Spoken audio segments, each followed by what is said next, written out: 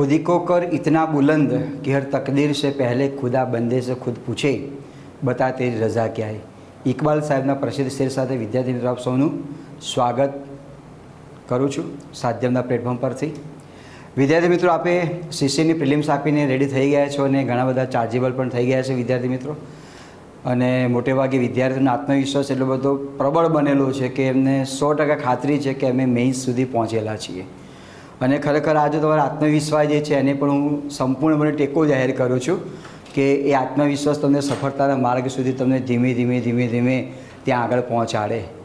તો અહીંયા મિત્રો મારી જે ચર્ચા કરવાની છે, આપ સૌ જાણો છો કે મેં તમને અગાઉ એક સરસ મજાનો શેર કહ્યો એના અનુસંધાનમાં કે ખુદી કો કરી તેના બુલંદ, પોતાની જાતને એટલે બુલંદ બનાવો। કે આપણું નસીબ જો ઈશ્વરે ઘડવાનું હોય ને તો પણ આપણને પૂછે કે બોલ તારી મંજૂરી શું છે, રજાન વર્ત બને મંજૂરી। તો અહીંયા મિત્રો તમારે સીસીની પ્રિલિમ્સ ઘણા મોટાભાગે વિદ્યાર્થીઓની જ્યારે મુલાકાત થતી હોય છે, ત્રિભેટો સંગમ થાય ને ત્યારે મોટેભાગે વિદ્યાર્થીઓ કહેતા હોય છે કે સર અમે મેઇન્સ માટે તૈયાર રહી છે। તો મને ખરેખર આનંદ થતો હોય છે અને આનંદની અનુભૂતિમાં આજે વિદ્યાર્થી મિત્રો મારે એની જે પ્રસ્તાવના જે છે એની તમારે સામે ચર્ચા કરવાની છે। અહીંયા મેઇન્સ હવે બહુ મહત્ત્વની બાબત છે અને મેઇન્સ જે છે ગુજરાતીની અંદર એમાં અગાઉ તો આપણે ઘણી વખત ચર્ચા કરી ચૂકેલા છે અને પુનઃ તમને કહું કે આ જે પ્રશ્ન પેપર જે ગુજરાતીનું જે છે એ વિદ્યાર્થી મિત્રો આપણે કુલ 100 ગુણનું છે અને એ 100 ગુણમાં કયો પ્રશ્ન કેટલા માર્કનો પૂછાશે, આ પ્રશ્નનો ઉત્તર જ્યારે લખવો હોય ત્યારે આપણે કઈ કઈ બાબતોને ધ્યાનમાં રાખવાની છે, રાખવી પડશે, આવી કેટલીક બાબતોને સંક્ષિપ્તમાં મારે તમારી સામે રજૂ કરવી છે। કારણ કે અહીંયા ગાગરમાં સાગર નહીં ભરી શકાય, એટલે કે અલ્પ સમયની અંદર આટલું બધું આવરી લેવામાં નહીં આવે। પણ અહીંયા તમને એક વિહંગાવલોકનના માધ્યમ થકી મારે તમને કહેવું છે કે સીસીની આજે મુખ્ય પરીક્ષા જે છે એમાં ગુજરાતીનો ભાર બહુ મહત્ત્વનો છે। એની પર તમારે ભાર પણ મૂકવાનો છે અને માથા પરનો ભાર એને પણ તમારે નીચે ઉતારવાનો છે। અને એવું જ મારો નમ્ર પ્રયાસ છે કે તમારા જે શિર ઉપર જે ભાર જે છે ને એ ભારને હળવો કરી અને તમને ચિંતામુક્ત કરી દેવા છે। હાલ પૂરતા તો તમે ચિંતાગ્રસ્ત છો કે મેઇન્સમાં શું પૂછાશે, શું નહીં પૂછાય વગેરે વગેરે બાબતોની અંદર, અને અમે શું કરીશું ને શું નહીં કરીએ ને વગેરે વગેરે જે આ બધો જે સંવાદ જે યોજાતો હોય ને એ સંવાદમાંથી મિત્રો મારે તમને બહાર કાઢવાના છે। તો મિત્રો આપ સૌનું પુનઃ સ્વાગત કરું છું। હવે થોડી પ્રાથમિક તમને માહિતી આપી દઉં કે મિત્રો ગુજરાતી ભાષા આમ તમે જુઓ કે ગુજરાતી ભાષાને લખવી અને સમજવી એ બહુ જ અઘરી ભાષા છે। ઘણી વખતે કોઈ વાક્ય એવું પણ હોય છે કે શ્લેષ અલંકારમાં પણ આવી જતું અને આપણને ખબર પડતી નથી કે આ પંક્તિ શું કહેવા માટે માગે છે। તમે જ્યારે નિબંધ લખો છો, અર્થ વિસ્તાર લખો છો, અહેવાલ લેખન લખો છો અથવા તો તમને જે પ્રશ્ન પૂછેલો છે એ પ્રશ્નની અંદર ઘણા બધા શબ્દો એવા હોય છે કે એ શબ્દોનું ગુજરાતી આપણને આવડતું નથી। તો પરિણામ એ આવતું હોય છે કે જ્યારે આપણે કંઈ કહેવાનું છે, એનો ઉત્તર લખવાનો છે ત્યારે એના મૂળ શબ્દને આપણે પકડી શકતા નથી, એના ભાવાર્થને પકડી શકતા નથી, એટલે પ્રશ્નના ઉત્તરને યોગ્ય ન્યાય આપી શકતા નથી। તો સૌથી પહેલી બાબત એમ કહી શકાય કે તમે જ્યારે આ ગુજરાતીનું પ્રશ્ન પેપરની તમે તૈયારી કરી રહ્યા છો તો આ દરેક આને આંતરિક બાબતો કહેવાય। તો આંતરિક બાબતો તમારે ધ્યાનમાં રાખવી પડે અને હું વારંવાર કહું છું કે પહેલું તો તમારે જોડણી, વાક્ય રચના, સ્વચ્છતા અભિયાન, જે પ્રશ્ન પૂછેલો છે એ પ્રશ્નના અનુસંધાનનું કન્ટેન્ટ આ તમારે ત્યાં પીરસવાનું રહેશે। આટલી બાબતો તમે પ્લસ કરતા જાઓ તો તમારું ગુજરાતીનું મુખ્ય પેપર જે છે એ ખરેખર ફળીભૂત સાબિત થશે। તો મિત્રો આ જે સ્ટ્રક્ચર જે છે ગુજરાતી ભાષાનું એ બહુ જ અઘરું નથી અને બહુ સરળ પણ નથી। તમને કદાચ એવો પ્રશ્ન થાય કે આ કયું વાક્યનો ઉપયોગ તમે કરો, બહુ અઘરું પણ નથી અને સરળ પણ નથી। તો અઘરું નથી એ એવા વિદ્યાર્થીઓ માટે અઘરું નથી કે જે વિદ્યાર્થીઓ ગુજરાતીમાં સારા ગુણ પ્રાપ્ત કરવાને માટે એમણે એમના પરિશ્રમને ત્યાં સાકાર કરીને બતાવ્યો છે અને એમના માટે એવું અઘરું છે, એટલે કે સરળ નથી કે જે વિદ્યાર્થીઓ સંપૂર્ણપણે ગુજરાતી ભાષા આવડે, અમે ધ્યાન નહીં આપીએ તો પણ અમે ગુજરાતી ભાષામાં સંપૂર્ણ રીતે અમે સફળ થઈશું. તો આ સફળની સફર જે છે ને એ ક્યારેક એવું પણ બની શકે કે આપણી સફળતાના માર્ગ સુધી પહોંચે પણ નહીં. એટલે સફળતાની સફરને સફળતાના માર્ગ સુધી પહોંચતી કરવાને માટે આપણે ગુજરાતી ભાષાનું જે ઇન્જન જે છે, ઈંધણ જે છે, એની જે ઉર્જા જે છે એ ઉર્જાને પછી પેટ્રોલની હોય, ડીઝલની હોય કે ઇલેક્ટ્રિક હોય, તો આ જે ઉર્જા જે છે એ ઉર્જાને આપણે સંપૂર્ણપણે મિત્રો શબ્દોથી તમારે ભરી દેવાની છે. અને એને સંપૂર્ણ રીતે ભર્યા પછી આ જે પરીક્ષા જે છે એમાં તમને બહુ તકલીફ પડતી નથી. આપ સૌ જાણો છો કે એમાં તમારે ગુજરાતીમાં કેટલાક જે રિઝલ્ટના આધારે ગ્રુપ એ અને ગ્રુપ બી એ રીતે નક્કી થશે. ગ્રુપ એમાં ગુજરાતી જે છે એ તમારે 100 માર્ક્સનું આ રીતે પૂછાશે. ગ્રુપ બી જે છે એમાં તમારે MCQ ટાઈપના પૂછાશે.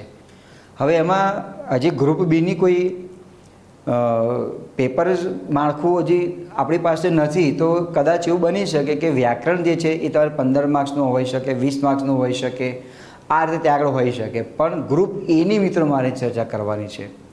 તો ગ્રુપ એમાં તમારી પસંદગી પરીક્ષા આપવા માટે ગ્રુપ એમાં થઈ ગઈ છે, તો તમારે માટે ગુજરાતીનું પેપર જે છે એ 100 માર્કનું છે. 100 માર્કમાં કયા કયા પ્રશ્નોનો સમાવેશ થાય છે, એનો ગુણભાર કેટલો છે, એની આપણે આ ચર્ચા કરવાની છે. તો આપણે જોઈએ મિત્રો, આ પ્રશ્ન માળખું છે પેપર 1 ગુજરાતી લેંગ્વેજ સિલેબસ. અહીંયા પહેલો પ્રશ્ન જે છે મિત્રો એ નિબંધ છે. નિબંધ, એમાં કયા કયા નિબંધ મિત્રો આપણને પૂછે? એમાં તમને કુલ 3 નિબંધો આપેલા હશે અને 3 નિબંધમાંથી કોઈ પણ એક નિબંધ તમારે લખવાનો છે. તો જ્યારે તમે નિબંધ લખો તો સૌથી પહેલાં તમારે માનસિક રીતે તૈયાર રહેવું પડે કે આ બધામાંથી મને કયો નિબંધ સારો ભાવે છે, અને એ રીતે નિબંધ તમે લખવાનો પ્રયાસ કરો. જો કે નિબંધ લખવું એક કળા છે. આપણા પ્રસિદ્ધ નિબંધકાર જે છે પ્રવીણભાઈ દરજી, એમને કહેલું છે કે નિબંધ લખવું એ કોઈ નાના છોકરાનો ખેલ નથી. નિબંધ એક કળા છે. એ કઈ રીતે લખી શકાય? માત્ર 10 મિનિટમાં તમે નિબંધ શીખી શકો છે જ નહીં. એના માટે તમારે કેટલોક પરિશ્રમની આહુતિ આપવી પડે. અહીંયા તમારે પરોક્ષ નહીં પણ પ્રત્યક્ષ હાજરી આપી અને તેની પ્રત્યેનું જ્ઞાન તમારે પ્રાપ્ત કરવું પડે. એટલે શું કહેવાય કે જે વિદ્યાર્થી જ્ઞાન પીપાસુ હોય એવા વિદ્યાર્થીઓ અહીં સુધી સફળતાના માર્ગ સુધી આગળ ને આગળ દોડી શકતા હોય છે, ચાલીને દોડી શકતા હોય છે. તો જે 3 નિબંધ જે છે એ 3 નિબંધમાંથી તમારે કોઈ પણ એક નિબંધ મિત્રો લખવાનું રહેશે.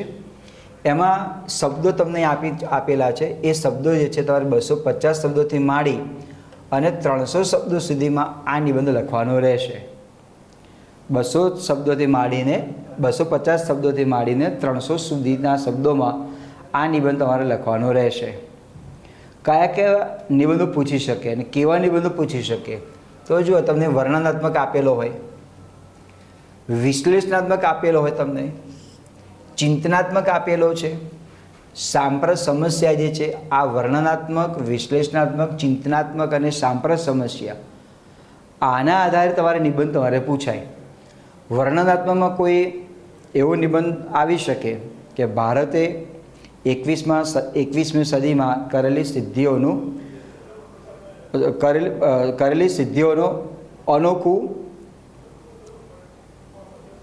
અનોખું પ્રદર્શન. તો એ જે, અને તમને કોઈ એમાં નિબંધમાં માત્ર કોઈ સ્પેશિયલ મુદ્દો આપી દીધો, ખાસ મુદ્દો આપી દીધો કે વિજ્ઞાન ક્ષેત્રે ભારત દેશે કરેલી સિદ્ધિઓ, તો એ વર્ણનાત્મક ત્યાં થયું. વિશ્લેષણાત્મકની અંદર તમારે કોઈ નિબંધ એવું પણ પૂછે તેનું આખું વિશ્લેષણ તમારે કરવાનું ત્યાં આવે. તો એ વિશ્લેષણની અંદર તમારે, હું એમ કહી શકું કે ભારત દેશમાં વસ્તી વૃદ્ધિ વધારે છે. આપણે ચીન દેશને પાછળ પડીને ભારત દેશ એ વસ્તી વૃદ્ધિમાં પ્રથમ નંબરે આવ્યો. મિત્રોને વિકાસ ન કહેવાય, આમ જોઈએ તો પરોક્ષ રીતે વિનાશ જ છે આ. તો એનું વિશ્લેષણ કરવાનું આવે કે એની આર્થિક અસરો કઈ કઈ જોવા માટે મળે, રાષ્ટ્રને માટે ફાયદો છે કે નહીં, રોજગારીને તમારે પહોંચતી વળવાને માટે શું કરવું પડે, શું નહીં, આવા મુદ્દાને ધ્યાનમાં રાખીને એને વિશ્લેષણ તમારે કરવાનું હોય. પછી ચિંતનાત્મક જે છે, ચિંતનાત્મકની અંદરનો જે છે એ તમારે આવો નાનો મુદ્દો તમને લો કે પરિશ્રમ એ પારસમણી, તો ચિંતન કરીને તમારે એને અનુરૂપ નિબંધ લખવાનો રહેશે. યોગ કર્મસુ કૌશલમ, તો એ જે યોગ જે છે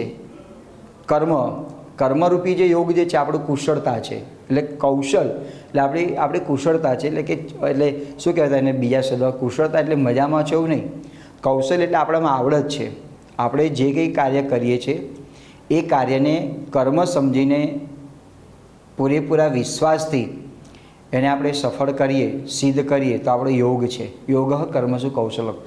ગુજરાત યુનિવર્સિટીના જે સિમ્બોલ જે છે એમાંનું આ સ્લોગન છે સંસ્કૃતમાં, યોગ કર્મસુ કૌશલમ. એ તમારે ત્યાં ચિંતન કરવાનું છે અને લખવાનું છે. કર્મ શું છે, એ કેવી રીતે યોગ બની શકે, અને એ કર્મ જે છે યોગ બનાવવા માટે કેવી કુશળતા હોવી જોઈએ, કૌશલ્ય હોવું જોઈએ, યાની કે સ્કિલ એ કેવું હોવું જોઈએ. એટલે આવા અસંખ્ય મુદ્દાઓ મિત્રો છે નિબંધમાં. એ તમને અત્ર તત્ર સર્વત્ર બધી જગ્યાએથી તમને મળે, પણ આપણી ઇન્દ્રિયો જે છે એને અનુરૂપ હોવી જોઈએ. અને બીજું કે તમને તો નિબંધ આપેલો હોય, તમને એવું લખેલું નહીં હોય કે આ વર્ણનાત્મક છે, વિશ્લેષણાત્મક છે, ચિંતનાત્મક છે, એવું નહીં. આ તો માત્ર તમારી સમજૂતી માટે છે. તમને 3 ટૉપિક્સ આપેલા છે, એમાંથી તમને જે ટૉપિક સારો ફાવે છે એને ઉપાડીને તમે લખો. કેવી રીતે લખવાનું છે શું એની બધી માહિતી તો આપણે ત્યાં પછી જ એની ચર્ચા કરીશું. પણ તમને આ રીતે 3 નિબંધ આપેલા હશે, એમાંથી વર્ણનાત્મક હોઈ શકે, વિશ્લેષણાત્મક, ચિંતનાત્મક, સાંપ્રત સમસ્યા. આમાંથી આમ તો જોઈએ તો 1, 2, 3 અને 4 છે. એટલે 4માંથી કોઈ પણ 3 જ લીધેલા હોય, અને એ 3માંથી કોઈ પણ એક નિબંધ આપણે ત્યાં લખવાનો છે. આમ તો નિબંધની વ્યાખ્યા એવી છે કે જેને કોઈ બંધન નથી તે નિબંધ, પણ આપણે બંધન રાખી અને નિબંધને એના નીતિ નિયમ પ્રમાણે આપણે લખવાનો છે. એના ગુણ છે મિત્રો તમારે 15 ગુણ છે. એના 15 ગુણ મેળવવા માટે તમારી પાસે જે તે નિબંધ હોય, નિબંધને લગતો યોગ્ય ભંડોળ, શબ્દ ભંડોળ, વાક્ય ભંડોળ, વિચાર ભંડોળ, આ બધું હોવું જોઈએ.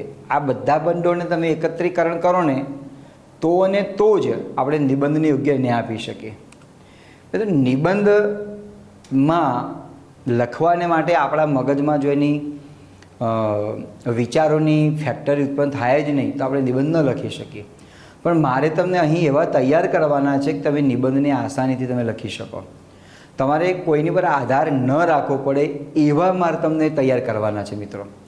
અને એના માટે તમારે માત્ર ને માત્ર અર્જુન બનવાની જરૂર છે.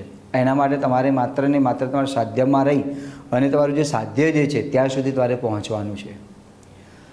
સાધ્યનો અર્થ બને છે સફળતાના માર્ગ સુધી પહોંચવું, એમ એવું સાધ્યનો અર્થ બને છે. તો એ ત્યાં સુધી મારે તમને પહોંચતા કરવાના છે. એટલે નિબંધ લખો કળા છે, પણ આ નિબંધ જે છે એ તમારે પહેલો પ્રશ્ન એ તમારે કુલ ગુણ છે 15, અને 3 નિબંધ આપેલા હશે. 3માંથી કોઈ પણ એક નિબંધ તમારે 250થી માંડી અને 300 સુધીના શબ્દોમાં તમારે લખવાનો રહેશે. ત્યાર પછીનો બીજો પ્રશ્ન જે છે મિત્રો વિચાર વિસ્તાર. હવે વિચાર વિસ્તાર, અર્થ વિસ્તાર આ બંને શબ્દો તો એક જ છે. વિચાર વિસ્તારનો પ્રશ્ન કઈ રીતે પૂછાશે? તમને કોઈ પણ 2 પંક્તિ આપેલી હોય, કાવ્ય પંક્તિ હોય અથવા ગદ્ય સૂક્તિ હોય, એટલે કે ગદ્ય કંડિકા હોય. ગદ્ય કંડિકાની અંદર આવી પંક્તિ આપેલી હોય કે ભૂખથી એ ભૂંડી ભીખ છે. આ ગદ્ય કંડિકા છે. પન્નાલાલ પટેલ માનવીની ભવાઈ. હું માનવી માનવ થાવતો ગણું, આ જે છે કાવ્ય પંક્તિ ત્યાં આગળ થઈ.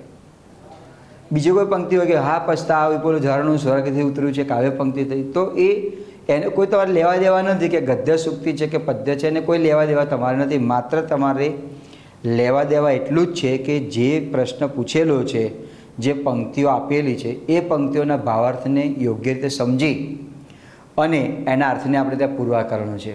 એટલે વિચાર વિસ્તાર કેવી રીતે લખી શકાય? એમાં તમને કોઈ પણ 2 આપેલા હશે, 2માંથી કોઈ પણ એક જ તમારે મિત્રો લખવાનો છે. કાવ્ય પંક્તિ પણ હોઈ શકે અને ગદ્ય સૂક્તિ પણ હોઈ શકે. એ તમારે લખવાના છે મિત્રો 100 વર્ડ્સ, 100 શબ્દોમાં તમારે લખવાનો છે. એના કુલ ગુણ છે 10 ગુણ. આ તો તમારે મિત્રો ખરેખર બહુ નસીબદાર તમે કહેવાઓ.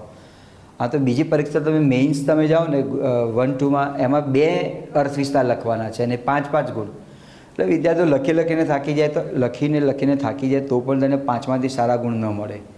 અહીંયા તો તમારે એક જ વિચાર વિસ્તાર લખવાનો છે, જેને 10 ગુણ છે. એને તમે મિત્રો તમારા જે વિચારો છે એને વિસ્તારપૂર્વક લખો તો 10માંથી તમે સારામાં સારા ગુણ પ્રાપ્ત કરી શકો. વિચાર વિસ્તારની અંદર 2માંથી કોઈ પણ એક જ લખવાનું છે. વિચાર વિસ્તાર લખવાને માટે આપણે તને 3 પેરેગ્રાફમાં વહેંચવો પડે. સામાન્ય અર્થ છે, સમજૂતી છે, એનો ભાવાર્થ જે છે એટલે કે બોધાર્થ જે છે છેલ્લા ફકરામાં, આને અનુરૂપ આપણે ત્યાં લખવાનું રહેશે. અને જે પંક્તિ આપેલી છે એ પંક્તિનો ભાવાર્થ આપણે સમજૂતીમાં ત્યાં લખવાનો છે. સમાજને શું બોધ મળે છે, તમે શું બોધ આપી રહ્યા છો, બધું જ એ પંક્તિના અનુસંધાનમાં લખવાનું છે. એટલે મિત્રો આખું જે આ કૌશલ્ય છે, ભાષા કૌશલ્ય, એ તમે જે સરકારી અધિકારી બનવા માટેનો જે પરિશ્રમ તમે કરી રહ્યા છો એના માટે બહુ મહત્ત્વનું છે. ઘણા મિત્રો પ્રશ્ન એવું કહેતા હોય છે કે સર આ બધાને ક્યાં જરૂર છે, વિચાર વિસ્તારની ક્યાં જરૂર છે, સરકારી નોકરીને ક્યાં કામમાં આવવાનું? આ બધાને કોઈ જરૂર નથી. હવે આ એક મિત્ર આપણો ભ્રામક ખ્યાલ છે. હું તમને એમ કહું કે સરકારી અધિકારી તરીકે તમારે નિબંધ તો નથી લખવાનો, તમારે બરાબર છે, આપણે નિબંધ નથી લખવાનો, પણ કોઈ સરકારની કોઈ યોજના છે, સરકારની કોઈ એવી જાહેરાત કરવા માટે માગે છે કે માનો કે કોઈ ઇલેક્શન નજીક છે કે એના અનુસંધાનમાં તમારે કોઈ તારણ કાઢવાનું છે, અથવા તો કોઈ યોજના, કોઈ કાર્યક્રમ યોજાઈ ગયો એમાંથી તમારે અહેવાલ લખવાનો હોય, નિબંધ એના અનુસંધાન બનાવવાનો હોય, ગુજરાત રાજ્ય સરકારે કેટલો વિકાસ કર્યો છે એને લગતી માહિતી તમારે બતાવવાની હોય, તો આ બધામાં તમારે કામમાં આવશે. રૂઢિપ્રયોગ છે, અર્થ વિસ્તાર છે, જોડણી છે, આ છંદને એની ખબર આપણે બહુ જરૂર ના પડે, પણ અલંકાર જે છે આ બધાને તો જરૂર પડશે તમારે. એટલા માટે હું એવું માનું છું કે ગુજરાતી ભાષા હોય કે ઇંગ્લિશ હોય, આ દરેક તમારી સાયકોલોજીકલ ટેસ્ટ છે કે ગુજરાતી ભાષાનું પ્રભુત્વ તમારી પાસે કેટલું છે. અને આપણા મગજમાં જો ચિંતન ને મનન ન હોય તો રાજ્ય સરકારના કેટલા એવા પડતા પ્રશ્નો છે, કેટલી ગંભીર સમસ્યાઓ જે છે એને ઉકેલ લાવવાને માટે મિત્રો સક્ષમ અધિકારીની જરૂર છે. એનો ઉકેલ લાવવાને માટે તેને બાહોશ અધિકારીની જરૂર છે. અને એટલા માટે ગુણવંતભાઈ સાહેબ વાપરેલો એક શબ્દ છે ધૂળ ધોયું. તો એ રીતે આમ ગાળી અને તેને લેવાના છે. એટલા માટે મિત્રો આ બધું ત્યાં જરૂર પડશે જ. તો વિચાર વિસ્તારવાળો જે પ્રશ્ન જે છે એ પ્રશ્ન નંબર 2માં તમને 2 પંક્તિ આપેલી હશે. એ 2 પંક્તિમાંથી તમારે કોઈ પણ એક પંક્તિ જે સારામાં સારી તમને આવડતી હોય એને 3 ફકરામાં પાડી અને તમે યોગ્ય રીતે લખો. તો તમને યોગ્ય રીતે લખાણ હશે તો તમને સારા ગુણ પ્રાપ્ત થશે. પણ આ બધાની પ્રેક્ટિસની આપણે જરૂર છે. માત્ર ને માત્ર તમને આ જે અભ્યાસક્રમ જે છે એની તમને માહિતી તમને અહીં આપી રહ્યો છું. પછીનો પ્રશ્ન જે છે, ત્રીજો પ્રશ્ન, એ છે સંક્ષેપીકરણ. એના કુલ ગુણ છે 10. સંક્ષેપીકરણમાં એક પેરેગ્રાફ તમને આપેલો છે. એ પેરેગ્રાફને યોગ્ય રીતે વાંચો, સમજો. પછી એનો જે ભાવ જે છે એને યોગ્ય સામાજિક શબ્દો દ્વારા, રૂઢિપ્રયોગ દ્વારા, કહેવત દ્વારા જેટલા શબ્દો છે એટલા શબ્દોને અનુરૂપ તમે એને લખો. સંક્ષેપીકરણ થયું. હું તો એ વારંવાર એમ કહું છું કે સંક્ષેપીકરણ એટલે ગાગરમાં સાગર ભરવાની આ સંક્ષેપ ક્રિયા થઈ, એને સંક્ષેપીકરણ કહેવામાં આવે. માનો કે 15 થી 20 પંક્તિમાં હોય અને એને મારે 5 જ પંક્તિમાં રજૂ કરવું છે તો સંક્ષેપીકરણ ત્યાં આગળ થયું. તો સંક્ષેપીકરણ જે છે એ તમને જે ગદ્યખંડ આપેલો છે એમાંથી 1/3 ભાગ, માનો કે તમને 300 શબ્દો આપેલા છે, તમારે શબ્દો તો ગણવાના નથી. એ તો લખેલા જ હશે. 300 ને તમે 3 વડે ભાગો તો 100 મળવાના. તો 100 શબ્દોના અનુરૂપ, 100 શબ્દોના અનુસંધાને મિત્રો આપણે ત્યાં જે આ સંક્ષેપીકરણ જે છે લખવાનું છે. ક્યારેક એવું પણ બની શકે કે સંક્ષેપીકરણ 100ના બદલે 105 શબ્દો થઈ ગયા કે 100ના બદલે 55 શબ્દો થઈ ગયા, તો ગભરાવાની જરૂર નથી, કોઈ શબ્દો ગણતું નથી. પણ જે પેરેગ્રાફ આપેલો છે, પેરેગ્રાફનો જે મોરલ જે છે, એનું કન્ટેન્ટ જે છે એ તમે સંક્ષેપીકરણ યોગ્ય રીતે પીરસ્યું છે કે નથી પીરસ્યું, આ બધી બાબતો મિત્રો સંક્ષેપીકરણમાં આવશે. એટલે સંક્ષેપીકરણને ઘણા વિદ્યાર્થી મિત્રો એને આમ સ્કીપ કરી નાખતા હોય છે કે ના સંક્ષેપીકરણ કોણ સમય બગાડે. અને આ કોઈ 10મા 12મા ધોરણની એની મેળે મિત્રો આપણે સંક્ષેપીકરણ નથી લખવાનું. આપણે લખતા 10મા 12મા ધોરણમાં પહેલી 2 પંક્તિ, બીજી 2 પંક્તિ, એમ કંઈ 6 પંક્તિમાં કે 5 પંક્તિમાં સંક્ષેપીકરણ પૂરું કરી નાખતા હતા. એ અહીંયા નહીં ચાલે. અહીંયા તો તમે જે પેરેગ્રાફને બરાબર સમજો, વિચારો, પછી તમારે તમારી ભાષામાં એને યોગ્ય રીતે મિત્રો લખવાનું છે. આ સંક્ષેપીકરણ ત્યાં થયું. આમ તો આખું 100 માર્ક્સનું પેપર જે છે ને એ આખું પેપર લોકો કળા છે, હસ્તકળા છે, માનસિક કળા છે, શારીરિક કળા પણ છે. અને આ જેને આ બધી કળામાં આવડત હોય ને એ વિદ્યાર્થી ત્યાં ગુજરાતીમાં સારા ગુણ પ્રાપ્ત કરી શકે. હું ગુજરાતી વિષય લઉં છું એટલે મારે ગુજરાતીની વાહવા જ કરવાની છે મિત્રો. જોકે ઇંગ્લિશને અન્યાય કરવાનો નથી, એ પણ જરૂરી છે. બીજા જે પેપર છે એને અન્યાય કરવાનો નથી, પણ આનાથી વિદ્યાર્થીઓ ડરે છે. ફોબિયા થઈ ગયેલો છે, સાયકોલોજીકલ ફોબિયા થઈ ગયેલો છે, આમ ભાગે. અને ઘણા તો ઓવર સ્માર્ટ હોય, ગુજરાતી તો આવડે, એમાં શું છે, આમ લખીશું તેમ લખીશું તો માર્ક્સ તો મળશે ને. તો એવું કદાચ ઓવર સ્માર્ટપણામાં હોય ને તો મિત્રો, જો ઓવર સ્માર્ટ આપણો હશે ને તો આપણો મોબાઈલ હેંગ થઈ જવાનો ત્યાં આગળ. પછી એને ખોલવામાં બહુ અઘરો છે, એટલે હેંગ ન થાય. તો એના માટે ઓવર સ્માર્ટ નહીં પણ સ્માર્ટ રહીશું તો આ પેપરમાં તમે સારામાં સારા ગુણ પ્રાપ્ત કરી શકશો. એટલે સંક્ષેપીકરણનો મુદ્દો આ છે. ચોથો જે પ્રશ્ન જે છે તમને ગદ્ય સમીક્ષા આપેલી છે. ગદ્ય સમીક્ષાની અંદર મિત્રો તમને એક પેરેગ્રાફ આપેલો છે. પેરેગ્રાફમાં તમને 5 પ્રશ્નો આપેલા છે. 5માંથી તમારે બધા જ લખવાના છે, પણ દરેક પ્રશ્નના 2-2 ગુણ રહ્યા. 5 દુના 10, એટલે દરેક પ્રશ્નના 2-2 ગુણ રહે. મિત્રો આમાં આ ગદ્યાગ્રહણમાં તમને એમ કહી શકાય કે વ્યાકરણમાં નહીં આવે, કારણ કે વ્યાકરણનું આખું પોર્શન અલગ છે. 2 ગુણનો પ્રશ્ન આવે ગદ્યાગ્રહણમાં. આમાં કોઈ અલંકાર છંદ આમાં નહીં આવે. ગદ્ય સમીક્ષામાં, ગદ્ય સમીક્ષાની અંદર ફકરાને વાંચ્યા પછી જે પ્રશ્ન પૂછેલો છે એ પ્રશ્નના અનુસંધાનનો ઉત્તર યોગ્ય રીતે એને મઠારીને, યોગ્ય રીતે તેને જોઈને મિત્રો આપણે આપણી સરળ ભાષામાં લખવાનું રહેશે. અને ગદ્ય સમીક્ષામાં જે પ્રશ્નો લખવા એ તાર્કિક વિચાર માગતી શક્તિ છે. ક્યારેક નસીબ જો કેવું બને કે આપણે બંધ બેસતો ઉત્તર મળી પણ જાય, ને ક્યારેક ન પણ મળે, એને આપણે શોધવો પડે. અને શોધ્યા પછી એનો જે ઉત્તર મળે છે એ ઉત્તરને આપણે આપણી ભાષામાં લખવું છે. આ ગદ્ય સમીક્ષા થયું.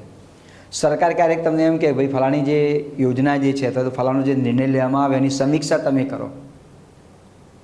એ સમીક્ષા કર્યા પછી તમારા મનમાં જે મૂંઝવતા પ્રશ્નો છે તમે એ પ્રશ્નો અમને આપો. તમે જે પ્રશ્ન આપ્યા છે એનું નિરાકરણ પણ તમે આપો. આ રીતે મિત્રો પરીક્ષામાં કામ આવે ગદ્ય સમીક્ષા. અથવા તો સરકારે કયું એનું સમીક્ષા કર્યું અને સમીક્ષા કર્યા પછી તમને એક અધિકારી તરીકે તમને આપે છે ફલાણી આ જે ખાતું જે છે એમાંથી કેમ આપણને આટલું નુકસાન થયું, કે યોગ્ય ન્યાય નથી મળી શકે, કે આવક નથી થઈ, કે વગેરે વગેરે. માનો કે કોઈ જીએસટીની વધારે પડતી ચોરી કરે છે અને સરકારના ફંડમાં યોગ્ય રીતે જમા થતું નથી, તો જે અધિકારી જે છે એનું એ સમીક્ષા કર્યા પછી સરકાર પૂછે આ કરચોરીનું પ્રમાણ વધી ગયું એવું લાગી રહ્યું છે જીએસટીનું, તો એ તપાસ કરો, સમીક્ષા કરો, કેમ આ ઓછું જીએસટી આપણે પ્રાપ્ત થાય છે, એના માટે લોકો શું કરી રહ્યા છે. તો એ રીતે મિત્રો ગદ્ય સમીક્ષા કામમાં આવે. હા, હું તમને દરેક પ્રશ્નને સરકારના કયા કામમાં આવે હું દરેક પ્રશ્નને તમને સારી રીતે સમજાવી શકું. એટલે આપણે માનતા હોય ને કે આ બધું કંઈ જરૂર નથી, આપણે તો એક જ ઇન્દ્રિયનું જ્ઞાન છે હજુ પણ, કે આપણે પાસ થઈ ગયા, નોકરી મળી ગઈ એટલે પૂર્ણાવતિ થઈ ગઈ.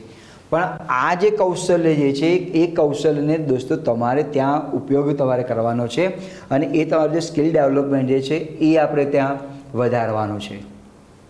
એટલે આ બહુ સરસ મજાનો પ્રશ્ન છે.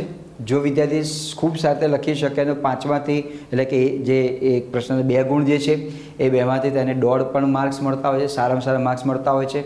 બહુ નબળું લખેલું હોય, જે પ્રશ્ન પૂછેલો છે એના અનુસંધાન લખેલું જ ન હોય તો 0 માર્ક્સ મળતો હોય છે. થોડું મળતું હોય તો 0.5 પણ મળતું હોય છે. પણ આને સ્કીપ ના કરે. આમ તો કોઈ પણ પ્રશ્નને તમારે સ્કીપ નથી કરવાનો, નહીં તો આપણે સ્કીપ થઈ જઈએ. એટલે કરવાનું જ નથી. ગદ્ય સમીક્ષાની અંદર તમને પ્રશ્નો પૂછેલા છે, એનો યોગ્ય જવાબ તમારે આપવાનો છે. તેના 10 ગુણ છે, એમાં તમને 5 પ્રશ્નો આપેલા છે, 5ના 2 ગુણ થયા. આ રીતે મિત્રો તમારે પ્રશ્ન ગદ્ય સમીક્ષામાંથી તેના ઉત્તર શોધી અને આપણે લખવાના રહેશે. પણ ગદ્ય સમીક્ષા ક્યારે આવડે? કે જ્યારે એનું આપણે બરાબર અવલોકન કરીએ ત્યારે, એને બરાબર સમજીએ ત્યારે, પ્રશ્નોની યોગ્ય રીતે વાંચીએ ત્યારે આવડે. બાકી આપણી સમીક્ષા કોઈ કરીને જતું રહે. એટલે આપણી કોઈ સમીક્ષા ન કરે એના કરતાં કોઈ ગદ્યની સમીક્ષા કરે અને આપણે પ્રશ્નનો ઉત્તર આવડે એવો આપણે આ પ્રયાસ કરવાનો રહેશે. આના પણ 10 ગુણ છે.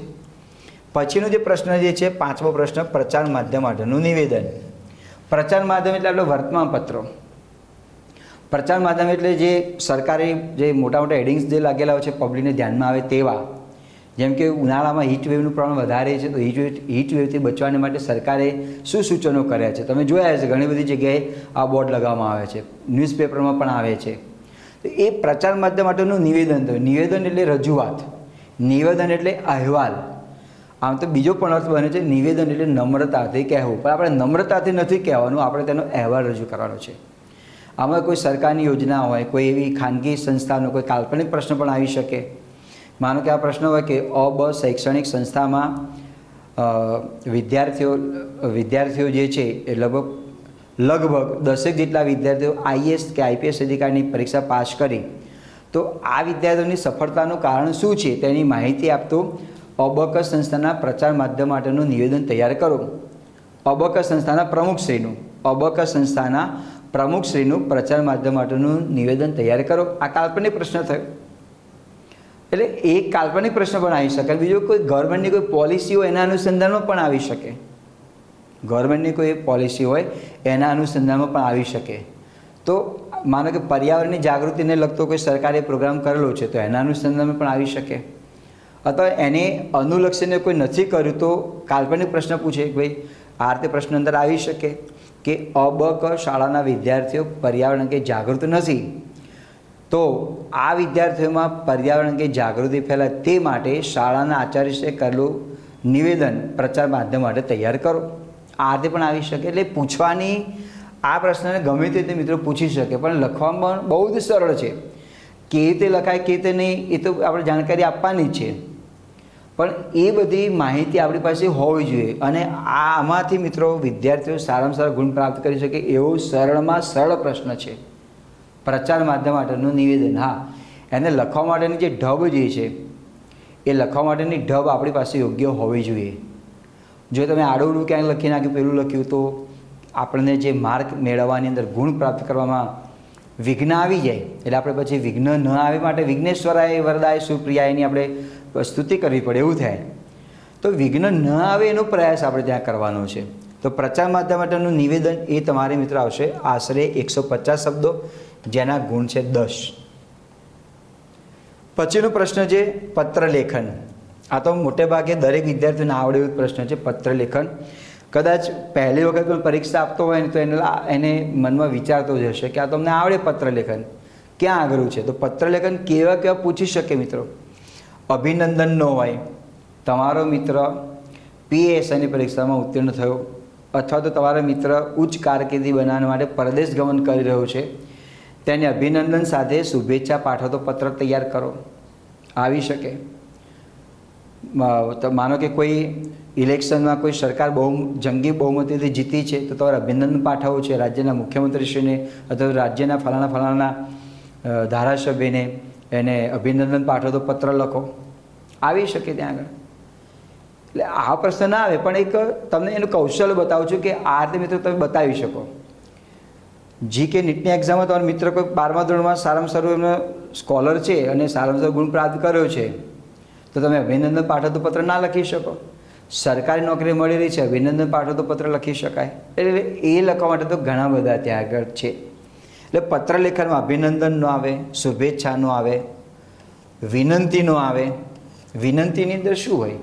માનો કે મારે 2-3 મિત્રો એવા છે કે જેને કયા પુસ્તકો વાંચવા ખબર નથી, તો એના પ્રશ્ન બને કે અબક વિદ્યાર્થીઓને અબક 3 વિદ્યાર્થીઓને ભેગા લઈ લઈએ, એ વિદ્યાર્થીઓને યોગ્ય પુસ્તકો વાંચવા માટેનું માર્ગદર્શન અથવા તો યોગ્ય પુસ્તકો વાંચવા માટેની વિનંતી કરતો પત્ર તૈયાર કરો.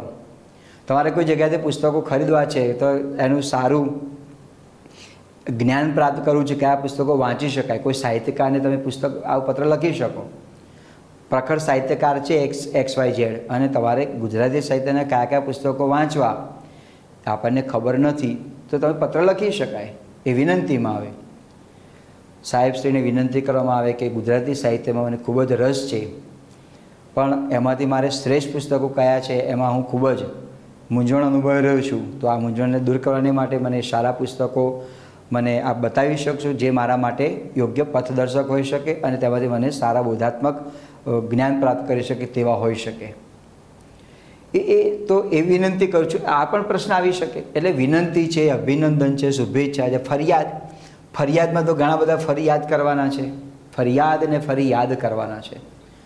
તમે જે વિસ્તારમાં રહો છો ત્યાં ઘરફોડ ચોરીનું પ્રમાણ વધ્યું છે, સાયબર ક્રાઇમ વધેલો છે, અથવા તો તમે પ્રાથમિક આરોગ્ય કેન્દ્રમાંથી યોગ્ય સુવિધા મળતી નથી, તો પણ આ પ્રશ્ન બની શકે, ફરિયાદનો પ્રશ્ન બની શકે. બેંકમાંથી બાર તમારા ખાતામાંથી પૈસા ઉપડી ગયેલા છે પણ ફરિયાદને લગતો પ્રશ્ન આવી શકે. એટલે ફરિયાદ પત્ર તો મિત્રો ઘણા બધા છે.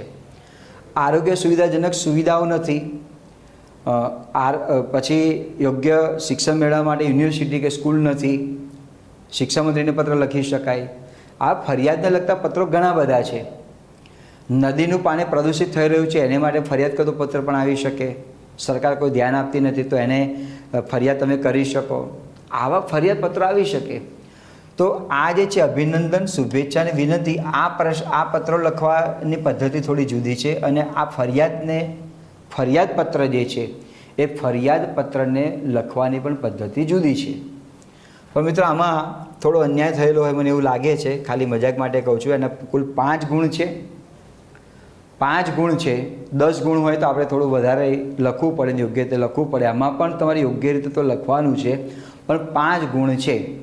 5માંથી 3, 4 તો આરામથી તમને ગુણ મળી શકે એવું તમારામાં કૌશલ્ય કેળવવા માટેનું આપણે અહીં સઘન પ્રયાસ કરવાનો છે.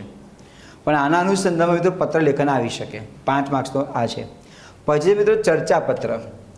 ચર્ચાપત્ર તમારે આશરે 200 શબ્દોમાં તમારે લખવાનું છે. આ દરેક પરીક્ષામાં આવે છે ચર્ચાપત્ર. એમાં અમુક પરીક્ષાઓ છે એમાં નથી, પણ મોટે ભાગે દરેક પરીક્ષામાં હોય છે. પત્ર લેખન છે, નિવેદન છે, આ બધું તો હોય છે જ મોટે ભાગે. એમાં ચર્ચાપત્રમાં શું આવે? વર્તમાન પત્રમાં પ્રજાના પ્રશ્નો, એમાં સાંપ્રત સમસ્યાઓ, મોંઘવારી વધી છે, સાંપ્રત સમસ્યા કહેવાય. આપણે જે વિસ્તારમાં રહીએ છીએ ત્યાં પીવાનું શુદ્ધ પાણી મળતું નથી, એ પણ કહેવાય. આજે મોટાભાગના બાળકો મોબાઈલનું વળગણ એટલું બધું થઈ ગયેલું છે, લોકો છોડતા નથી, એ પણ કહી શકાય. સોશિયલ મીડિયામાં કાર્યરત રહેવાને કારણે માનસિક સ્થિતિ બગડી છે, એ પણ આવી શકે. એટલે કહેવાનું તાત્પર્ય એવું છે કે આ બધા પ્રશ્નો અંદર આવી શકે. કોઈ આપણે જોઈએ છે કે જાહેરાતો ટીવી આપણે જેવું ચાલુ કરીએ કે મોબાઈલ્સમાં તો કોઈ જોઈએ તો તરત જાહેરાત આવે છે. એ જાહેરાતો આપણને એવું જ કહે છે કે તમે અમારી પ્રોડક્ટનો ઉપયોગ કરશો તો તમને 100% તમને ફાયદો થશે. તો મિત્રો એના આધારે પણ પ્રશ્ન બની શકે. તમે કોઈ મુદ્દા પરથી પ્રશ્ન બની શકે. જાહેરાતને લગતો હોય, ઘણી વખતે એવી ખોટી જે ભરમારક જે જાહેરાતો છે, ભ્રામક જાહેરાતો હોય છે, એનાથી ક્યાંક ને ક્યાંક તકલીફો પડતી હોય છે. વ્યસન જે છે, પછી ઘણી વખતે શેર માર્કેટને લગતી જાહેરાતો ભ્રામક કરવામાં આવતી હોય છે. જાહેરાતને લગતો હોય, બાળકોનું ધ્યાન નથી ભણવામાં, એને પણ લગતો હોય. એટલે આવા ઘણા બધા મુદ્દા છે વ્યસનથી માંડીને. તો એવા પ્રશ્નો મિત્રો અંદર આમાં આવી શકે. એમાં વ્યક્તિગત અભિપ્રાય એટલે શું મિત્રો? આપણા વિચારો છે અને આ વિચારોને તમારે વર્તમાનપત્રમાં મોકલવાના હોય છે. અહીં ખાલી તમને ઉદાહરણ આપો કે ગુજરાત સમાચારમાં આ ચર્ચાપત્રનો મુદ્દો લોકવિચાર તરીકે આવે છે, પણ દરરોજ પ્રકાશિત થતો નથી. એ ક્યાંક 15 દિવસમાં એકવાર આવે છે. સંદેશ કે દિવ્ય ભાસ્કરમાં એક મંતવ્ય નામની કોલમથી આવે છે.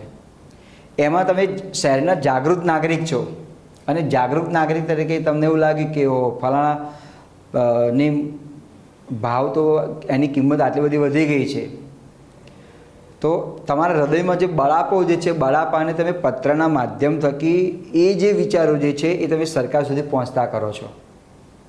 અને ચર્ચાપત્ર તમે પેપરમાં પ્રકાશિત થયું તો એ તમારે આપણે એટલું બધું ખુશ નહીં થવાનું કે સરકાર અમારે કેવું માનશે ને આપણને કરશે. એક આપણો ઓપિનિયન છે, વિચારો છે, અભિપ્રાય છે, એને આપણે પ્રકાશિત કરવાના છે. પણ જાગૃત નાગરિકનું આ કામ છે કે યોગ્ય છે કે નહીં. શિક્ષણની લગતી સમસ્યા હોય, આગળ ભણવા માટે એવું છે એને લગતી કોઈ સગવડ ના હોય, ઘણી બધી આવી જે સમસ્યાઓ જે છે એ પ્રશ્ન તરીકે ત્યાં આગળ મિત્રો આવી શકે. પછી છે અહેવાલ લેખન. આના ચર્ચાપત્ર જે છે એના મિત્રો 10 ગુણ છે. પછી છે અહેવાલ લેખન. અહેવાલ લેખનની વાત કરું અને પહેલાં ચર્ચાપત્રમાં એક મુદ્દો કહી દઉં કે ચર્ચાપત્ર મિત્રો આપણે કરીએ ને ત્યારે તમારે એમાં પત્ર લેખન કરવું પડતું હોય છે. એટલે એમાં બે ભાગ પડે, પત્ર લેખનનો ભાગ પડે અને બીજો જે ભાગ જે છે એ ચર્ચાપત્રનો પડે. તો આ પત્ર લેખનનો જે ભાગ પડે છે એ પત્ર લેખનના ભાગને કઈ રીતે લખી શકાય, ચર્ચાપત્ર જે છે જે મેઇન કન્ટેન્ટ જે છે એને કઈ રીતે લખી શકાય, એ બધી બાબતો આમાં ધ્યાનમાં રાખવી પડશે. એના કુલ ગુણ છે 10. આટલું બસ નથી, આગળ વધીએ. અહેવાલ લેખન. અહેવાલ લેખન એ તમારે 200 શબ્દોમાં છે. અહેવાલ લેખન એની રિપોર્ટ રાઇટિંગ. જે ઘટના બની ગઈ છે અથવા તો તમે જેની મુલાકાત લીધી છે અથવા તો આપણા કોઈ દેશના વડાપ્રધાને, મુખ્યમંત્રીએ કે કોઈ મંત્રીશ્રીએ એ ઉદ્ઘાટન કર્યું, કંઈ પ્રજાજનો કંઈ ભેટ આપી, એ બધા અહેવાલ બની શકે. આપણે જે વર્તમાનપત્ર વાંચીએ છીએ એમાં જે સમાચારો જે પ્રકાશિત થયેલા છે એ સમાચારો બધા અહેવાલ જ છે, રિપોર્ટ છે. એટલે અહીંયા તમારે 200 શબ્દોમાં આ અહેવાલ લખવાનો છે. એના ગુણ જે છે 10. અહેવાલ લેખન લખતી વખતે એનું શીર્ષક ક્યાં અપાય, સ્થળ ક્યાં લખવાનું હોય, તારીખ કેવી રીતે લખવાની હોય છે, કયા કયા મુદ્દાને આપણે સમાવેશ કરવાના હોય, કેટલા ફકરા પાડવા. મોટે ભાગે વિદ્યાર્થીઓને ફકરા ક્યાં ને કેવી રીતે પાડવાની તકલીફ છે.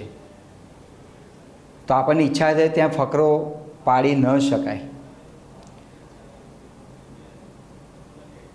એ ફકરો પાડવા માટે આપણા વિચારો ક્યાં પૂર્ણ થાય છે, એ વિચારોના પૂર્ણાવતિના અનુસંધાને ફકરો પાડવો હોય. પણ મિત્રો આ બધી કળા છે. હા, આ એવું એ આમ જાદુઈ ખેલ નથી કે આમ જાદુઈ છડી ફેરવી દઉં ને તમને આવડી ગયું. અને હું બોલું છું તમે સાંભળી રહ્યા છો તો એવું પણ એવું નથી કે તમને આવડી ગયું. જ્યાં સુધી તમે પાણીમાં ન પડો ત્યાં સુધી આપણને તરતા ન આવડે. અને ઘણા વિદ્યાર્થીઓ કહેતા હોય કે ના અમને તરતા આવડે છે પણ પાણીમાં પડ્યા વિના તો આવડવાનું તો છે નહીં. તો એ રીતે આ જે છે એમાં પડવું પડે, આપણે શીખવું પડે અને અમારે શીખવવું પડે તો અને તો જ એનો અહેવાલ લેખનમાં બની શકે. તો અહેવાલ લેખન મિત્રો તમારે 10 માર્કનું છે. જો કે મોટે ભાગે દરેક પરીક્ષામાં અહેવાલ લેખન પૂછાતો જ હોય છે. પછીનો પ્રશ્ન જે છે એ તમારે ભાષાંતર છે. અંગ્રેજીમાંથી ગુજરાતીમાં અનુવાદ કરો. એના 10 ગુણ છે. તમને સરસ મજાની ઇંગ્લિશ પર પેરેગ્રાફ આપેલો હશે. એને તમારે તમારી મૌલિક ભાષામાં લખવાનો છે. મિત્રો તમે જો કે કેન્દ્ર સરકાર તરફથી કે રાજ્ય સરકાર તરફથી કોઈ એવી પોલિસી બહાર પડી છે જે કેન્દ્ર સરકારથી બહાર પડી છે, માનો કે સંપૂર્ણપણે ઇંગ્લિશમાં છે. હવે દરેક સ્ટેટમાં મોકલવાનું હોય તો એનું ટ્રાન્સલેશન તો કરવું પડે. ગુજરાતમાં તો ગુજરાતી ભાષામાં જવું પડે, મલયાલમમાં કરવું પડે, કન્નડમાં કરવું પડે. તો એ ટ્રાન્સલેટર જે છે ને એ એનું ગુજરાતી કરે છે. આ તો મેં તમને બહુ લાંબી વાત તમને કરી અને પછી લોકો સુધી ત્યાં આગળ પહોંચે. અને તમે જોયું હશે કે આવી જે ગુજરાતી પ્રથા છે જે અંગ્રેજીમાંથી ભાષાંતર ગુજરાતીમાં કર્યું હશે, હવે નીચે લખેલું હશે કે એની ખરાઈ માટે અંગ્રેજી મુદ્રણ જે છે એને માન્ય ગણવામાં આવશે. કદાચ કોઈ ટ્રાન્સલેટરથી એનું ગુજરાતી કરવામાં કે લોચો વાગી ગયો હતો એટલા માટે લખવામાં આવતું હોય છે. એક એ તો તમારે કામમાં આવવાનું છે. બીજી રીતે એ પણ તમારે કામમાં આવે કે આવી કેટલીક યોજનાઓ જે છે કે બીજું કંઈ ઇંગ્લિશમાં જે છે એનું તમારે ટ્રાન્સલેશન કરીને આપણે એ ગુજરાતીમાં પ્રજા સુધી પહોંચે, નેતાઓ સુધી પહોંચે ત્યાં સુધી આપણે કરવાનું હોય છે. એના માટે જરૂરી મુદ્દો છે ભાષાંતર. અંગ્રેજીમાંથી ગુજરાતી કરો, પહેલાંમાં શું છે ગુજરાતીમાંથી અંગ્રેજી કરો. એટલે મિત્રો અંગ્રેજી ભાષા પર તમારી સારી પકડ હોવી જોઈએ. ઘણા મિત્રો તો યુટ્યુબવાળી ભાષામાં એનું ગુજરાતી કરે અને વોટ્સઅપવાળી ભાષામાં જે ઇંગ્લિશ લખે છે એનું ઇંગ્લિશ ત્યાં આગળ લખે. એ મિત્રો ઇંગ્લિશ નથી, એ ગુજલીશ છે. અડધું ગુજરાતી અને અડધું ઇંગ્લિશ. એ ગુજલીશ ને ઇંગ્લિશ ભેગું ન કરશો. આ એક કળા છે. હું તો મિત્રો આ તો મારે એનું પરનો કમાન્ડ ઓછો છે એટલે હું એને યોગ્ય ન્યાય ન આપી શકું. પણ જે જાણું છે તો તમને આત્મવિશ્વાસથી તમને કહી શકું કે આ જે શબ્દ ગુજરાતીમાં અંગ્રેજીમાંથી ગુજરાતીમાં આપણે અનુવાદ કરવાનો છે એમાં દરેક શબ્દમાં જે લેખક શું કહેવા માટે માગે છે એના વિચારોને યોગ્ય રીતે પીરસવાના છે. અને ટ્રાન્સલેટર જે છે એ બહુ મહત્ત્વની ભૂમિકા ભજવે છે. રાષ્ટ્રપતિ ભવનમાં પણ મિત્રો ટ્રાન્સલેટર હોય છે. આપણે અહીંયા વિધાનસભામાં પણ ટ્રાન્સલેટર હોય છે. એટલે રાજ્ય સરકાર, કેન્દ્ર સરકાર બધા પોતપોતાના અંડરમાં આ ટ્રાન્સલેટર રાખતા હોય છે. કારણ કે આપણા જે મંત્રીશ્રી હોય છે ઉચ્ચ ગુણવત્તાવાળા, ઉચ્ચ શિક્ષણવાળા હોય છે. એટલે એમને પણ આની ક્યાંય જરૂર પડતી હોય તો એના માટે આપણે તેને પીરસવાનું ત્યાં આગળ હોય છે. એટલે આ એક વસ્તુ ત્યાં જરૂરી વસ્તુ છે મિત્રો. એ જે છે અહેવાલ લેખન છે એ તમારે 10 ગુણનો છે. અને અંગ્રેજીમાં જો ગુજરાતીમાં અનુવાદ કરો એ 10 માર્ક્સનો છે. હવે મિત્રો આ તમે જુઓ તો આ તમારે કુલ જે છે ને 15 ને 15 ને 5 20 30 40 50 60 70 80 ને 90 આ તમારે 19 માર્ક્સનું થયું બરાબર. હવે 19 માર્ક્સની અંદર હું એવું માનું છું કે મિત્રો કદાચ આપણે થોડી ઘણી વધારે ભૂલો કરી હોય તો 19માંથી તમારે જો 30 જેટલા માર્ક્સ ના આવે તો પૂર્ણાવતી ત્યાં થઈ ગઈ. 100માંથી 80 આવે 100માંથી 90 આવે કે એવું કલ્પના કરવાની નહીં. 100માંથી 50 ગુણ લાવતા લાવતા આપણે ઘે ફે ફે થઈ જાય છે. એક મીન પીએસનું કાવ્ય છે ને, ઘે ફે ફે કરતા કહેશે હે શું શું શું, એવું થઈ જાય છે. મીન પીએસસી ગુજરાતી સાહિત્યકાર થઈ ગયા, જે લોકો બહુ ઓછા જાણે છે. એનું મૂળ નામ છે દિનશંકર વૈદ્ય. એને જે પબ્લિસિટી જે છે બહુ ઓછી છે, પણ આ એને આ એક પંક્તિ છે એમાં ઘે ફે ફે કરતા કહે છે હે શું શું શું, એટલે એવું ના થઈ જાય આપણે. તો આમાંથી 100માંથી તમારે સારા માર્ક મેળવવાના હોય એના માટે મિત્રો સાધ્યમ તત્પર છે. એના માટે અમે તત્પર છીએ કે તમારી જ્યાં કચાશ છે કચાશને અમે દૂર કરવા માટેનો પ્રયાસ કરીશું. આ તો મારે મિત્રો સમજાવવાનું છે, પણ એક આત્મવિશ્વાસથી જે છલકી રહેલું છે ને એ છલકતા આત્મવિશ્વાસમાં હું તમને તરબતર કરવા માટે માગું છું. અહીંયા હું તમને કોઈ એક ધોળા દિવસે તમને તારા બતાવું એવું નથી કરતો કે ચાંદ દેખાડ્યું પણ નથી મારે તમને કરવાનું. જે છે એ તમને વાસ્તવિકતા રીતે તમને રજૂ કરું છું. અને આ અહીંયા 90 માર્ક્સનો જે મુદ્દો જે છે આ બધાની અંદર મિત્રો કળા આપણી પાસે હોવી જ જોઈએ, મહેનત પણ હોવી જોઈએ, તો આપણને સારા ગુણ મળે. ને તો છેક આપણે છે ને નાવડી જે કિનારે આવે ત્યારે ડૂબી જાય, પછી ભગવાનને પ્રાર્થના કરવી પડે. એ પ્રાર્થનામાં આવે છે કે મેરી નૈયા ભગવાન પાર લગા લેના. આપણે જે નૌકા જે છે નૌકાને આપણે કિનારા સુધી પહોંચતી કરવાની છે. આ 19 માર્ક્સમાંથી મિત્રો તમે જો સારી મહેનત હશે તો એમાંથી તમે સારામાં સારા ગુણ પ્રાપ્ત કરી શકશો. હવેનો જે પ્રશ્ન છે મિત્રો એ પ્રશ્ન જે છે વ્યાકરણ. હવે આમાં હું તમને એમ કે અમારે આ 10 ગુણનો પ્રશ્ન છે. વ્યાકરણમાં મોટે ભાગે વિદ્યાર્થીઓને એવો માનસિક ખ્યાલ હોય છે કે વ્યાકરણ આપણે સ્કીપ કરવાનું. ઓહો, કેટલા બધા રૂઢિપ્રયોગો છે, કેટલી બધી કહેવતો છે, અમે આ બધું કેવી રીતે તૈયાર કરી શકીએ. ભાઈ આવા ભ્રામક વિધાનો રજૂ કરવાની કોઈ જ જરૂર નથી. અસંખ્ય છે. હવે બધાએ વાંચવાની પણ જરૂર નથી. આપણી પાસે જે સાહિત્ય હોય, જે બુક્સ હોય, જે કંઈ જે છે એ વાંચો એટલે ઇનફ છે. હવે તમે જો માત્ર ને માત્ર રૂઢિપ્રયોગ છે, કહેવતોને જો તમે વળગી રહો તો આપણે અહીંયા તો અહીં સુધી પહોંચી જ ના શકીએ ને. એટલે જે જરૂરી છે તેટલું જ વાંચવાની જરૂર છે. બાકી કે કોઈ એમ કે રૂઢિપ્રયોગોને કહેવતો માટે તો આ ફલાણી બુક સારી છે લઈ આવે એટલે દોડે લઈ આવે. બીજો કોઈ વ્યક્તિ માટે આ લઈ આવે. ઘર તો આખી મોટી લાઇબ્રેરી બની ગઈ હોય, હિમાલય જેટલો પુસ્તકોનો ખડકલો થઈ ગયેલો હોય, પછી મૂંઝવણમાં પડી જાય હવે આમાંથી શું વાંચવું. એ જરૂર નથી. અહીંયા જે છે કહેવત છે, રૂઢિપ્રયોગ જે છે, એટલે એના કારણે વિદ્યાર્થીઓ શું કરે એને વાંચતા જ નથી, વ્યાકરણ છોડી દે છે. હું તમને એમ કહું કે તમારી પાસે XYZ બુક્સ છે, તમે તેને વાંચી રહ્યા છો, અથવા તો અબક જે આપણી એપ જે છે એના પરથી તમે માહિતી મેળવી રહ્યા છો. જે આવી નોટ્સ બનાવતા રહો. તમારી પાસે 500 જેટલું ભંડોળ થઈ ગયું, 100 જેટલું થઈ ગયું, 150 થાય, 200 થાય, ઇનફ છે. એના માટે કે બધા થોથા ભેગા કરવાની ત્યાં જરૂર નથી. પણ મિત્રોને આને તમે વ્યાકરણના પ્રશ્નને કોઈ સ્કીપ ન કરશો, કારણ કે 10 ગુણનો પ્રશ્ન છે. 10માંથી તમારે મિત્રો 8 ગુણ મળે ને, ચલો હું 7 કહું તો પણ તમારે આ બધામાં હેડ અપ થશે તમારે. એટલે ગુજરાતી વ્યાકરણમાં તમને સારા ગુણ પ્રાપ્ત કરવાને માટે વ્યાકરણ એક પુશ બેગ જેવું છે. તમને ધક્કો મારશે, પાછળથી તમને ધક્કો મારશે. અને ધક્કો તમને નિષ્ફળતાની ખાઈમાં નાખવા માટે નહીં, સફળતાના જે ટોચ જે છે ત્યાં પહોંચવાને માટે તમને કરશે. એટલે મિત્રો વ્યાકરણને તમે પ્રેમ કરજો, એને તરછોડતા ને એને નફરત ન કરશો, અને ધૃણાભરી નજરે તમે જોશો નહીં. કારણ કે જો તમે કાતિલ નજરથી જોશો, ધૃણાભરી નજરથી જોશો તો આ જ ગભરાઈ જશે ને.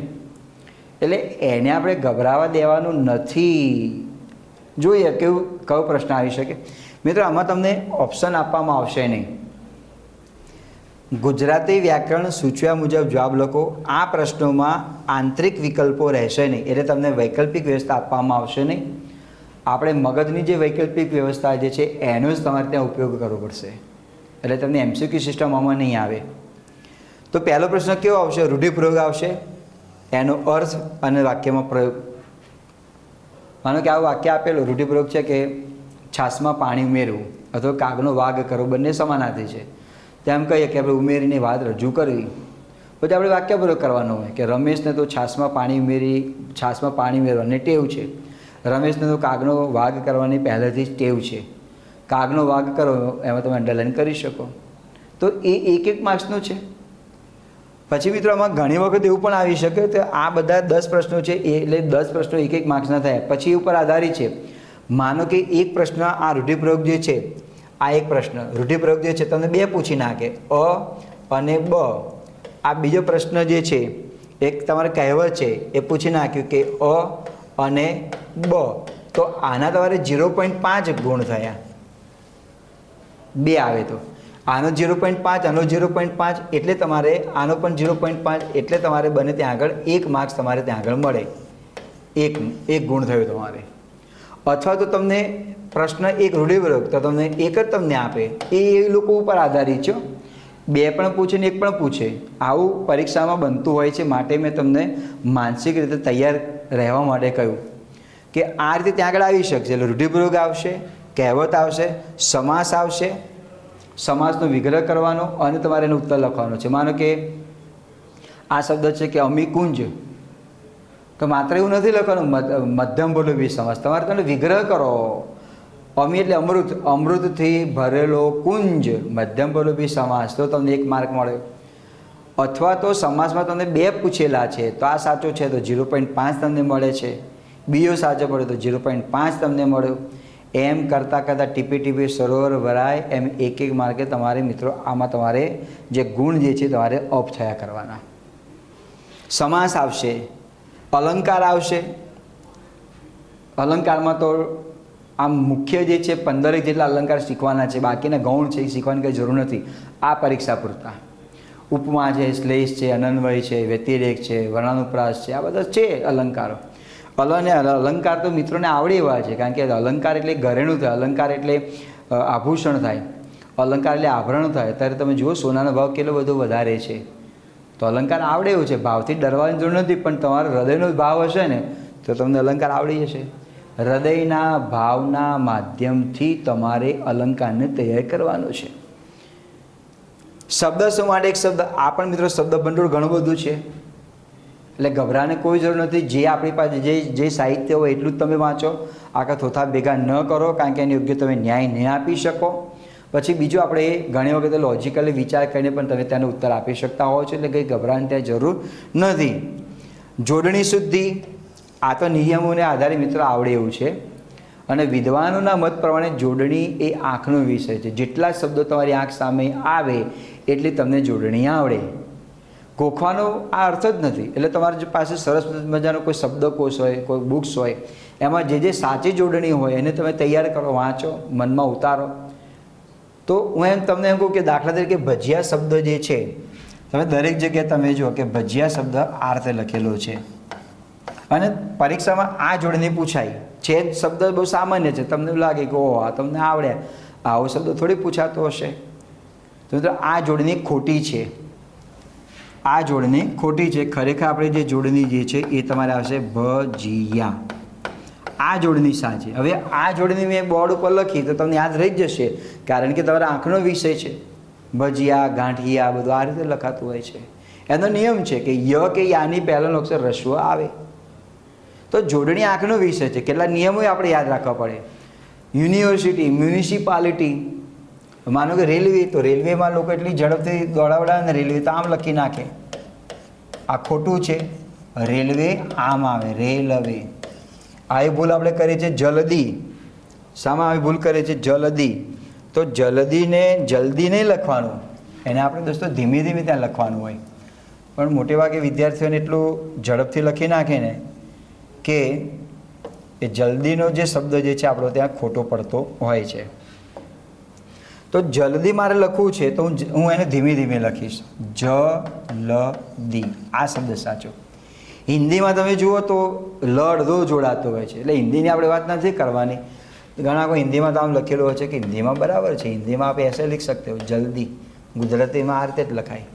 એટલે આંખનો વિષય છે જોડણી. આ રોકડા માર્ક છે બધા, તમને 10 માર્કનું ગ્રામર છે મિત્રો, રોકડા માર્ક છે. કાવરિયા આ તમે ખણખણાતા તમે લઈ શકશો.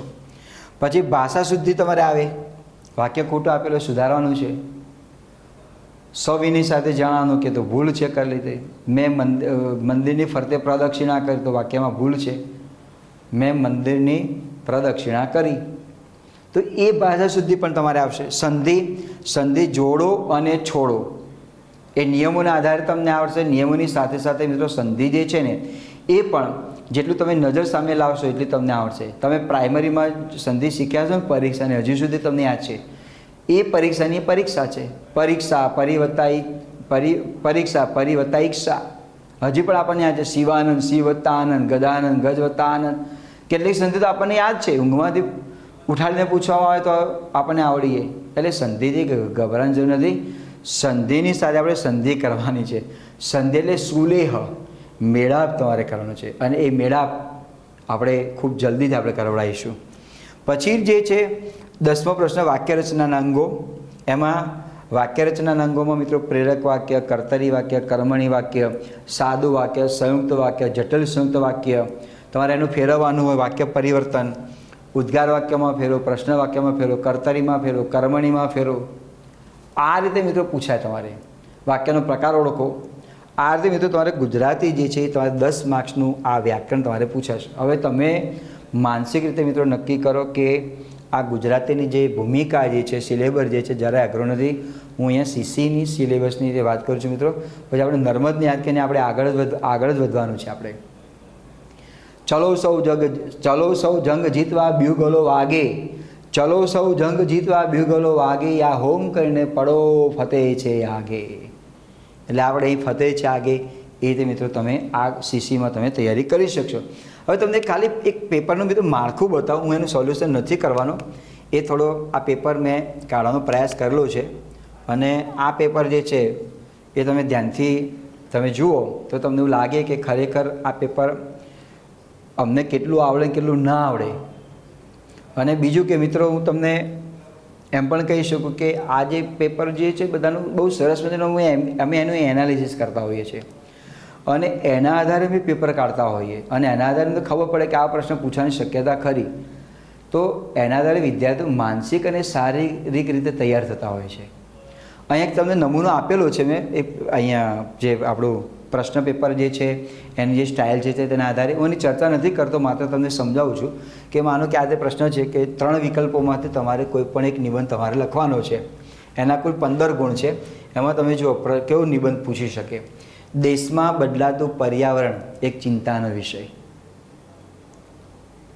તમારે આ એપ ઉપરથી તમે ડાઉનલોડ કરીને તમે લખવું હોય ને તો પણ તમે લખી શકશો તમે ઉત્તર. દેશમાં બદલાતું પર્યાવરણ ચિંતાનો વિષય, એ તો કેટલું બધું તમે લખી શકો. તમે દુબઈની અંદર એટલો બધો વરસાદ આવ્યો કે દુબઈ એ ડૂબી ગયું. પછી લોકો કૃત્રિમ પાડવું નથી પાડે, એમાં આપણે કોઈ પડવું નથી. પણ તમે જો જળબંબાકાર થયું કે નહીં. આપણા ભારત દેશમાં ચેરાપુંજીમાં એવું કહેવામાં હતું કે ભારત દેશમાં સૌથી વધારે વરસાદ ક્યાં પડે છે. આવું મેં વાંચેલું, મેં થોડું ઘણું યાદ છે. એટલે તમને કહું આપણે ગોકી નાખ ચેરાપુંજી. હવે ત્યાં વરસાદનું પ્રમાણ ઘટી ગયું. હીટ વેવ, ગરમી તમે જુઓ, ઠંડી જુઓ. આ બધા પર્યાવરણ ચિંતાનો વિષય છે. તમે ધારો મિત્રો લખી શકો. આ રીતે નિબંધ આવે. ભારતમાં વસ્તી વધારો, સામાજિક વિષમતા. વસ્તી જે વધી રહી છે તેનાથી કોને ફાયદો છે, કોને ફાયદો નથી, દેશના અર્થતંત્ર પર શું અસર છે. પ્રસ્તાવનાથી તમે શરૂઆત કરો મિત્રો, આરામથી તમે એના વિશે લખી શકો. નાનકડું તમને ઉદાહરણ આપું કે પરિવારમાં એક બાળક હોય ને મમ્મી કોઈ ફ્રૂટ્સ લઈને આવી હોય, માનો કે એક કેળું લઈને આવે છે તો એક બાળકને એક કેળું આપી શકે. 2 બાળક હોય તો એને અને આર્થિક પરિસ્થિતિ નબળી છે તો એને કટિંગ કરીને અડધું તમને આપે. હવે 4-5 હોય તો ખાલી પ્રસાદી જેટલું જ આવે ને. આપણે એવી ઘણી બધી જગ્યાઓ છે આના વિશે આપણે વાત કરી શકાય. રહેઠાણમાં તમે જુઓ પહેલાં કેવું મોકળાશવાળા મકાનો મળતા અને સસ્તા દરે મળતા. હવે તો એક સમય એવો આવશે કે બાથરૂમ જેટલા મકાન થઈ ગયા છે અને લોકો જોવા મળે જશે અને એની કિંમત કરોડો રૂપિયા થશે. આપણે ચીનમાં એક સિટીમાં છે કે તમે 20 માળેમાં રહેતા હોય ને તો પણ એની કિંમત કરોડો રૂપિયાથી નીચે નહીં. કરોડો રૂપિયા, કરોડ નહીં, કરોડોથી પણ નીચે ત્યાં આગળ મકાનો બાથરૂમ જેટલા. આના વિશે પણ મિત્રો લખી શકો. વસ્તી વધારક સામાજિક વિષમતા છે, એના કયા જમા પાસા છે, કયા ઉધાર પાસા છે, શું નુકસાન કરે વગેરે વગેરે.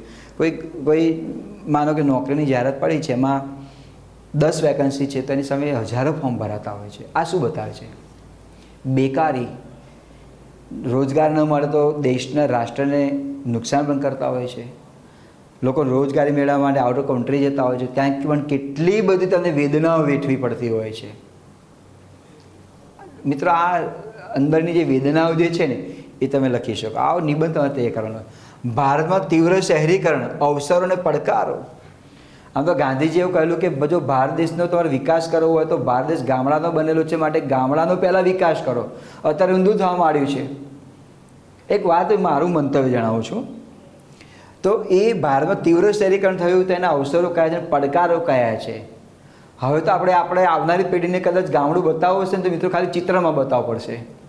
સાબરમતી નદીનો પટ આટલો બધો વિસ્તાર છે, હજી તો આપણે નસીબદાર છે કે જોઈ શકીએ છીએ, પણ આવનારી પેઢીને તો ખાલી નકશા બતાવવી પડશે કે અહીંથી સાબરમતી નદી પસાર થતી હતી.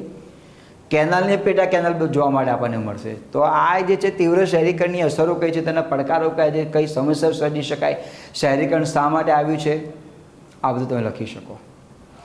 તમે ચર્ચા કરજો. આવા નિબંધો, આવા પ્રશ્નો મિત્રો આ શિષ્યની પરીક્ષામાં આવી શકે. આ મેં એક મોડલ પેપર બનાવ્યું છે, એક અંદરથી એનાલિસિસ કરીને બનાવ્યું છે કે આવા પ્રશ્નો અંદર આવી શકે. પછી તમને પંક્તિ આપેલી શરત વિસ્તાર જે છે, આના 10 ગુણ જે છે, એમાં તમને 2 પંક્તિ આપેલી છે, એમાંથી તમારે એક લખવાની છે. જો પહેલી પંક્તિ વાંચું છું કે જ્યારે બીજી વ્યક્તિનું દુઃખ આપણું દુઃખ બની રહે ત્યારે કરુણાનું પવિત્ર ઝરણું વહેતું થાય છે. ગુણમભાઈ શાહ નિબંધકાર છે. આ ગદ્યકંડિકા છે. મૈત્રી ભાવનું પવિત્ર ઝરણું મુજ હૈયામાં વહ્યા કરે. એના અનુસંધાનમાં મિત્રો તમે લખી શકો. તમે વિચાર વિસ્તારને યોગ્ય રીતે વિચાર કરી અને તમે એને આપણે લખવાનું છે. હર વખત શું માત થઈ જાવ દુઃખોથી, ચાલ આ વખતે દુઃખને માત કરે. માત એટલે પરાસ્ત. દુઃખથી ગભરાવાનું નથી, દુઃખને હરાવી નાખવાનું છે. આમ આત્મવિશ્વાસથી તારે આગળ વધવાનું છે. દુઃખ આપણને શું આમ ઢીલું પોચું માય કાંગલો બનાવી નાખે છે. દુઃખની સામે લડ, બાદ ભીડ, દુઃખ ઊભું નહીં રહે. પણ આપણે દુઃખને પંપાડીએ છીએ ને એટલે આપણને દુઃખ વધારે થાય છે. નાનકડી ફોડલી થઈ હોય ને શરીર પર તો આપણે વારંવાર ઓહ ફોડલી થઈ છે, એની વેદના બહુ થાય છે, આમ જોયા કરે. એના કરતાં થઈ તો થઈ, મટી જશે. સરદાર વલ્લભભાઈ પટેલને જ્યારે એમને ગુમડું થયું હતું અને ધગધગ તો સળિયો આવી વાંચેલું છે, એમને જ્યારે ચાપ્યો ત્યારે એમને કોઈ વેદના જ નહીં થઈ હોય. એ જ્યારે બાલ્યાવસ્થામાં હતા ને સ્કૂલમાં જતા હતા ત્યારે રસ્તામાં પથ્થર નડ્યો, બીજા 2-3 મિત્રોને પથ્થર વાગ્યો, ઠેસ વાગી, પડી ગયા. વલ્લભભાઈ પટેલને પથ્થર વાગ્યો તો એ નીકળી ન ગયા ને એ પથ્થરને ઉખાડીને ફેંકવાની જીદ પકડી. બધા મિત્રો કહ્યું કે ભાઈ મોડું થશે, ચાલો આપણે જવાનું છે, પણ માન્યા નહીં કે જે આપણે રસ્તામાં રૂકાવ છે, દુઃખ જે છે એને તાત્કાલિક ધોરણે દૂર કરો, અને પથ્થરને ઉખેડીને ફેંકી દીધો. પછી એને વિચાર્યું ને કે મને તો નહીં વાગે પણ આવનારા લોકોને પણ નહીં વાગી શકે. એટલે આવો વિચાર મિત્રો આમાં પ્રદર્શિત થતો હોય છે. જો કે આના વિશે 2-3 કલાક સમજાવી શકે બધું છે, પણ એ મારે તમને એની રજૂઆત નથી કરવાની. હું તમને ખાલી મોડલ પેપર તમને સમજાવું છું કે આવો પેપર મિત્રો તમે જોઈ શકો છો. તમને એક પેરેગ્રાફ આપેલો છે, એ છે સંક્ષિપ્તીકરણ છે. ગદ્યખંડનો 125 શબ્દો છે, એનો મૂળ વિચાર જળવાઈ રહે એ રીતે તમારે 1/3 ભાગવાનું સંક્ષિપ્તીકરણ કરવાનું છે. એના કુલ ગુણ છે 10 ગુણ. આ રાઇટર નામ મોટે ભાગે પેપરમાં આપતા જ હોય છે, એટલે આપણે લખવી જરૂર છે, કારણ કે આ વિચાર કોના છે? રોહિત મહેતા જીવન પરિવર્તનનું રહસ્ય, એમાંથી પેરેગ્રાફ છે. આમાંથી તમારે સમજી સામાજિક શબ્દોનો ઉપયોગ કરી એનું ઓરલ કરી અને આપણે ત્યાં લખવાનું છે. એના કુલ ગુણ છે 10 ગુણ છે. આ રીતે પરીક્ષામાં પ્રશ્ન પેપર તમારે આવ્યું. મોડલ પેપર છું, અંદરની આંતરિક સમજૂ ધ્યાન આપતો નથી. પછી છે ગદ્યખંડ જે છે પ્રશ્ન નંબર 4. નીચે આપેલા ગદ્યખંડની સઘન વાંચના કરી પ્રશ્નના ઉત્તર આપો.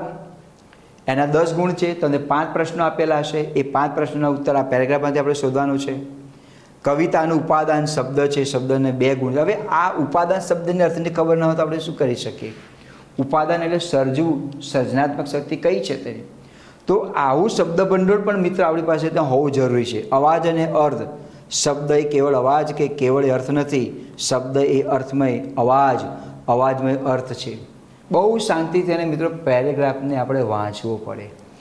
વાંચ્યા પછી તેને સમજવું પડે. સમજ્યા પછી જે પ્રશ્નો પૂછેલા છે એ પ્રશ્નના અનુસંધાનમાં આપણે મિત્રો તેનો ઉત્તર આપવો પડશે. એટલે આ 10 ગુણનો પ્રશ્ન છે અને આ રીતે મિત્રો પરીક્ષામાં એ તમે આવું પેપર તમે જોઈ શકશો અને તમે લખી શકશો. આજે એ પેરેગ્રાફ જે છે પેરેગ્રાફ મિત્રો ચાલુ છે. આ રીતે આખો ફકરો છે અને આ જે વિચારસરણી જે છે મિત્રો નિરંજન ભગતની છે. હવે જો આપણે આજે 5 પ્રશ્નો આપેલા છે. કવિતાનો આધાર શું છે, કેટલા ગુણ ધરાવે છે, કયા કયા, શબ્દનું ઉપાદાન શું છે, શબ્દ કઈ રીતે બને છે. આ 5માંથી આપણે વ્યવસ્થિત ઉત્તર લખીશું તો આપણને સારા ગુણ મળશે. આવો કઠિન પેરેગ્રાફ પૂછાય ને ત્યારે આપણે તેને સમજવું બહુ અઘરો છે. એટલા માટે જે શબ્દો જે છે અને વારંવાર હું કહું છું કે શબ્દ ભંડોળ તમે બનાવો અને અર્થને સમજો તો આમાંથી કોઈ પણ પ્રશ્નનો ઉત્તર મિત્રો તમને જરાય અઘરો પડશે નહીં. પણ ક્યારે અઘરો પડે છે કે જ્યારે એના પેરેગ્રાફને આપણે બરાબર સમજી શકતા નથી ત્યારે. આમાં મિત્રો આ જે પ્રશ્ન જે છે એમાં કોઈ તમારે ગ્રામર નહીં આવે, કારણ કે આ ગ્રામરનું આખું પોર્શન તમને આપી દીધેલું છે પ્રશ્ન નંબર 10માં. એટલે આવા પ્રશ્નો તમારે આવશે અને તમારે એનો ઉત્તર તમારે લખીને જે પેરેગ્રાફ જે છે એમાંથી શોધી અને એને આપણે આપણી મૌલિક ભાષામાં મિત્રો લખવાનો રહેશે. આ ગદ્યાર્થ ગ્રહણની વાત કરી. એમાં છે ગદ્ય સમીક્ષા. એટલે જે સમીક્ષા એટલે અવલોકન કરવું, એને સમજવું અને પછી આપણે તેનો ઉત્તર યોગ્ય રીતે આપણે આપવાનો છે. પ્રશ્ન નંબર 5મો છે પ્રચાર માધ્યમોને જાણકારી આપતું આ નિવેદન છે. આ કાલ્પનિક પ્રશ્ન છે. જુઓ, બાળ મજૂરોને મજૂરી મુક્ત બનાવી શિક્ષણ તરફ વાળવામાં ક ખ ગ સંસ્થા અદ્ભુત કાર્ય કરી રહી છે. ક ખ ગ સંસ્થા અદ્ભુત કાર્ય કરી રહી છે. આ સંસ્થાના કેટલાય બાળકો શિક્ષણ મેળવીને જીવનમાં સફળ થયા છે. આ સંસ્થાના કેટલાય બાળકો મેળવીને જીવનમાં સફળ થાય છે. આ સંસ્થા કયા પ્રકારના કાર્યો કરે છે એ અંગે પ્રચાર માધ્યમોને જાણકારી આપતું આ સંસ્થાના પ્રમુખનું નિવેદન તૈયાર કરો. એ તમારે લખવાના છે 150 શબ્દોમાં. હવે આ પ્રશ્ન કાલ્પનિક છે, કોઈ સરકારની પોલિસી નથી, કોઈ સરકારને લાગે વળગતો કોઈ મુદ્દો નથી. સંસ્થા છે, સંસ્થા કામ કરી રહી છે, તો એ પ્રચાર માધ્યમ માટેનું નિવેદન કેવી રીતે લખી શકાય? આવા પણ પ્રશ્નો મિત્રો સીસીની અંદર તમારે આવી શકે. માનો કે આ ન પૂછે તો કોઈ યોજનાને લગતું પણ આવી શકે, એ પણ તમારે કામમાં આવશે. હવે પત્રલેખન છે પ્રશ્ન નંબર 6 કે ક ખ ગ શહેર સ્વચ્છતા અભિયાનમાં પ્રથમ ક્રમાંક મેળવી ચૂક્યું છે. અહીંયા તમને કોઈ શહેરનું નામ આપ્યું તો બરાબર છે, પ્રશ્નમાં નથી આપ્યું તો અહીંયા જે આપેલું છે એનાથી જ તમારે ચલાવવાનું છે. ક ખ ગ અબ ક પઠન કલમ વગેરે વગેરેથી. સ્વચ્છતા અભિયાનમાં તમારા શહેરે પ્રથમ નંબર મેળવ્યો. અબક નાગરિક આ શહેરના મેયરશ્રીને અભિનંદન પાઠવવા માગે છે, તે અંગેનું પત્ર લેખન તૈયાર કરો. હવે આમાં પ્રશ્નને વાંચવામાં આપણે મિત્રો ક્યાંક તકલીફ કરીએ છીએ, એટલે ઘણા મિત્રો શું કરે, આ ત્રીજા પુરુષ એક વચનમાં લખે. ત્રીજા પુરુષ એક વચનમાં લખવાનું નથી. તમે જ અબક નાગરિક છો, તમારે જ લખવાનું છે, તમારે તેને અભિનંદન પાઠવવાનું છે. એટલે ઘણા એમ કે લખે કે અબક નાગરિકે તેમને અભિનંદન પાઠવતા જણાવ્યું કે પાછા એટલા બધા ઓવર્સમાં બનીને ડબલ ઇન્વર્ટેડ કોમા કરીને લખે. ભાઈ આવા બધા ખેલ કરવાની કોઈ જરૂર નથી. તમે જ અબક નાગરિક છો ને તમારે જ મિત્રો ત્યાં લખવાનું છે તમારે. એટલે આને પણ તમે ધ્યાનમાં રાખજો. ઘણી વખતે પ્રશ્ન પૂછેલો હોય શું એની યોગ્ય રીતે સમજતા નથી અને એને યોગ્ય રીતે ન સમજવાને કારણે આપણે તેનો ઉત્તર વિપરીત રીતે લખીએ છીએ. વિપરીતની અસરો વિપરીત હોય છે, એટલે એ વિપરીતને અનુકૂળ અસર કરવાને માટે આપણે પ્રયાસ કરવાનો છે. હવે આ પત્રલેખન કેવી રીતે લખી શકાય, એના માટે કયા કયા મુદ્દા ધ્યાનમાં રાખવા જોઈએ, એ બધું આપણે પાસે કૌશલ્ય હોવું જરૂરી છે. એના કુલ 5 ગુણ છે. પછી જો મિત્રો આ જે છે ચર્ચાપત્ર છે, જુઓ આ વર્તમાન સમસ્યા ગણો કે જે તમારે ગણવું હોય અંદર આવી શકશે. ફિલ્મોમાં પ્રગટ થતી હિંસા તથા વ્યસનની યુવાનો પર નકારાત્મક અસર થાય છે. ફિલ્મમાં જોઈને આપણે આવ્યા હોય એવી જ નકલ આપણે બહાર નીકળીને કરીએ છીએ. અને ઘણાના મગજમાં એટલું બધું ભૂત સવાર થઈ ગયું કે જીવે ત્યાં સુધી એનો વહેમ મારતો હોય.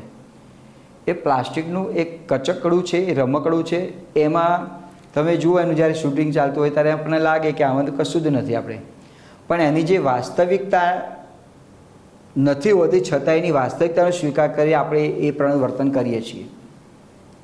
એ પ્રશ્ન છે. તમે જુઓ, ફિલ્મી ઢબે લોકો લૂંટફાટ કરે છે, છેતરપિંડી કરે છે, કોઈને મારી નાખે છે, વ્યસન કરે છે. અત્યારે તો વ્યસન ઓછા પડે છે કે બીજા વ્યસન પણ ઉમેરાવા પડે.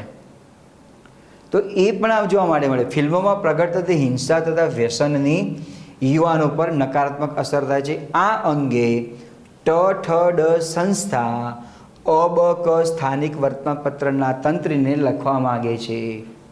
એટલે તમે જ એ સંસ્થાના પ્રમુખ છો, તમારે લખવાનું છે અને એ રીતે આપણે ત્યાં લખવું પડશે. તેમના વિચારો પ્રગટ કરતું ચર્ચાપત્ર આશરે 200 શબ્દોમાં તૈયાર કરું. તેના 10 ગુણ છે. આવી વાક્ય રચના આપેલી હોય એટલે આપણે માધુખંડ જોડે કે એમાં કોને લખે છે ખબર નથી પડતી. સાદું ગણિત છે. તમારે આ જે ટ સંસ્થા જે છે એના તમારે પ્રમુખ બની જવાનું છે, એના તમારે અધ્યક્ષ બની જવાનું છે અને તમારે આ અબક વર્તમાનપત્ર જે છે એને તમારે લખવાનું છે. મિત્રો, આવો પ્રશ્ન આવે ને તો તમારે પત્ર લેખન કરવું જ પડે ચર્ચાપત્રમાં. એના 10 ગુણ છે. જો પ્રશ્ન તમે જુઓ, આ સામાન્ય પ્રશ્ન નથી પૂછ્યા મિત્રો. તમે 10 વખત વિચારો ને તો જ તમે યોગ્ય રીતે ઉત્તર આપી શકો. અને એમાં તમને આવું જ જોવા માટે મળશે. આમ જોઈને પછી ના કહી શકો આ તમને આવડે છે, સરળ પ્રશ્ન છે, આમાં શું કંઈ કરવાનું છે, એવું તમે ન વિચારતા. પહેલાં તો આ પ્રશ્નને તમે 2-3 વખત વાંચો ત્યારે જ તમને ખબર પડશે કે ભાઈ મારે એમાં કોને લખી રહ્યું છે અને એમાં મારે શું લખવાનું છે. એક આ પ્રશ્ન છે. આ રીતે પ્રશ્ન આવી શકે. અહેવાલ લેખન છે મિત્રો. જો ગુજરાતમાં રામસર સાઇટ તરીકે, રામસર સાઇટ શું છે એની માહિતી તમે મેળવજો. આના વિશે પણ જાણવું જરૂર છે. ગુજરાતમાં રામસર સાઇટ તરીકે જાહેર કરવામાં આવેલા ખીજડીયા પક્ષી અભયારણ્યનો અહેવાલ તૈયાર કરો. ખીજડીયા પક્ષી અભયારણ્ય ક્યાં આવેલું છે, તેમાં શું છે શું નહીં, આનું વાંચેલું ન હોય, મુલાકાત તો આપણે બાજુમાં મૂકીએ, તેને બહાર ગૌ ધકેલી દઈએ દૂર.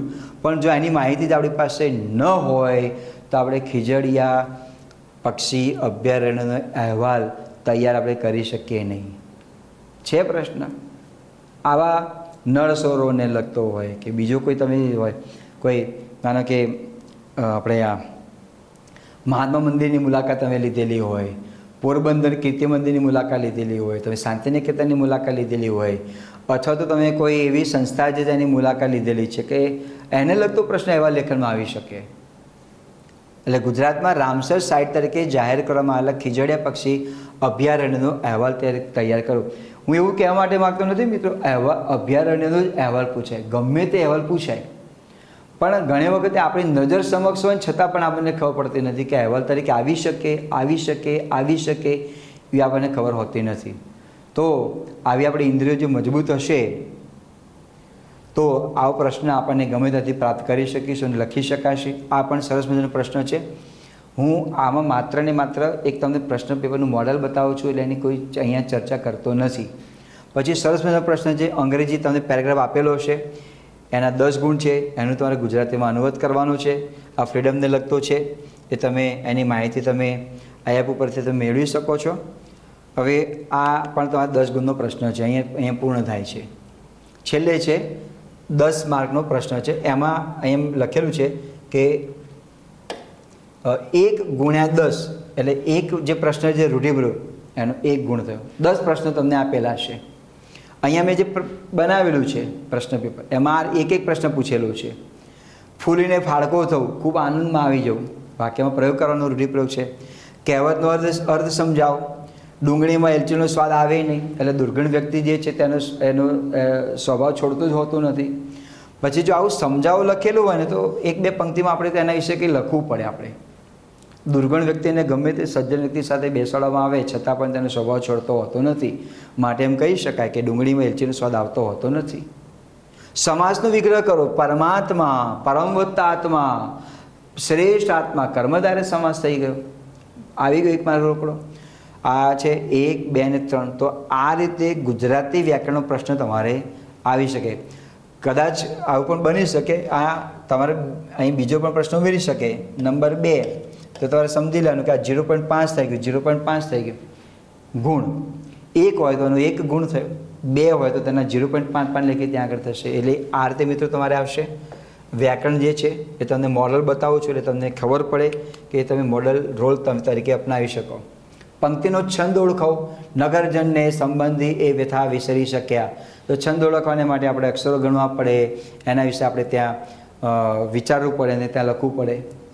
તો તમે અક્ષરો તમે ગણો કે 3 ને 3 6, 7 8 9 10 11 12 13 14 15 16 ને 17 છે. 17 છે એટલે 17 અક્ષરમાં 4 છંદ આવે. પૃથ્વી, શિખરિણી, મંદાક્રાંત અને હરિણી. તો હરિણી છંદ છે. પછી અલંકાર ઓળખાવો. આ બધા જે જીવતા કબ્રસ્તાન કારગારના રૂપક અલંકાર થયો. કેવી રીતે થાય ને એની સમજૂતી અહીંયા નથી આપતો, કારણ કે એ સમજાવવા માટે જો તો બધું બહુ ઘણું લાંબુ બને એવું છે. આ રૂપક અલંકાર છે. તમે લખે તમારે એની પ્રશ્ન નંબર 5 અલંકાર ઓળખાવ, નંબર 1 રૂપક અલંકાર, બસ એટલું લખવાનું છે. પંક્તિ આપણે લખવાની જરૂર નથી. બરાબર. શબ્દ સમય એક શબ્દ આપો. દેખીતા અર્થથી અવળું અર્થ સૂચવતી વાણી. તો અવળી વાણી. જ્યોતિન્દ્રભાઈ દવેને આમનું ઉપનામ હતું અવળી વાણી. કંઈ પૂછે ને એટલે બધું અવળું જ બોલે. કોઈએ પૂછ્યું કે તમારી અટક દવે કેવી રીતે પડી? તો કહ્યું ભાઈ અમે અમારા જે વડવાઓ જે છે ને એમને વેદ વાંચવા માટે આપે, એટલે વેદને ઊંધો પકડીને વાંચ્યો એટલે અમારી અટક પડી ગઈ. દવે, વેદનો ઊંધો અક્ષર કરો શું થાય? દવે થાય ને. આવા અવળી વાણીવાળા હતા એટલે એને અવળી વાણી કહેવાય. શબ્દની જોડણી સુધારો. મંજુ ભાષિણી, અહીંયા રસવું આવે, સને રસવી ત્યાં આગળ આવે. મંજુ ભાષિણી. વાક્યમાં જોડણીની ભૂલો સુધારો. ભીજાયેલા શરીરને સંગાતે શિયાળાનો શીતળપણ સૌના વદન પર પીડા જન્માવી રહ્યો હતો. તો ક્યાં ક્યાં ભૂલ છે તમને બતાવી દો. આ ભીજાયેલાના ભીંજાયેલા આવે, શરીરમાં મીંડાળોશ આવે, શિયાળામાં રસોઈ આવે, આ તો બરાબર છે. વદન પર આ પીડા ના આવે, પીડા આવે, પીડા. જન્માવી ખોટું લખેલું છે એ આમ આવે જન્માવી રહ્યો હતો. આટલું તમે સાચું લખ્યું. 1 માર્ક તમારા જે માર્કશીટ જે છે તૈયાર થવાની એના એકાઉન્ટમાં જમા તમારે.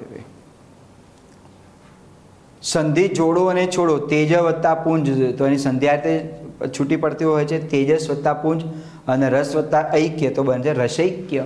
આના પણ નિયમો છે જોડવાના અને છોડવાના. તોડવાના નથી, જોડવાના છે, છોડવાના છે. તો એ પણ નિયમોને આધારે તમે ધ્યાનમાં રાખી શકશો. અને અંતિમ પ્રશ્ન જે છે આ મિત્રો એ તમારી સામે ગુજરાતીનું જે પેપર જે છે મોડલ પેપર પ્રસ્તુત કર્યો છે. આ રીતે આવી શકે. વાક્ય વિધાન વાક્ય બનો. કેવું સુંદર ફૂલ છે, આહા કેવું સુંદર ફૂલ છે. ઉદ્ગાર વાક્ય છે. તો ઉદ્ગાર વાક્યને આપણે વિધાન વાક્ય બનાવવાનું છે. તો આપણે શું લખી શકીએ? તે ખૂબ જ સુંદર ફૂલ છે, તે ઘણું જ સુંદર ફૂલ છે, તે ખૂબ સુંદર ફૂલ છે, તે અત્યંત સુંદર ફૂલ છે. આ રીતે તમે બનાવી શકો. આ 10 માર્કનું વ્યાકરણ થયું. તો આ રીતે મિત્રો સીસીમાં તમારે 100 માર્કનું જે ગુજરાતીનું જે પેપર જે છે એ આવી અવસ્થામાં તમને જોવા માટે મળે. મેં તમને મોડલ પેપર તમને બતાવ્યું. અનુકૂળ હશે તો આના અનુસંધાનમાં તમને ક્યાંક ને ક્યાંક ઉત્તરો પણ પીરસવામાં આવશે.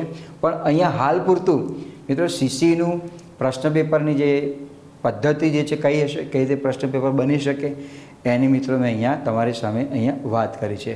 તો મિત્રો આ સીસીના પ્રશ્ન પેપરને યોગ્ય રીતે જાણવા માટે આપ સારો પ્રયાસ કરશો.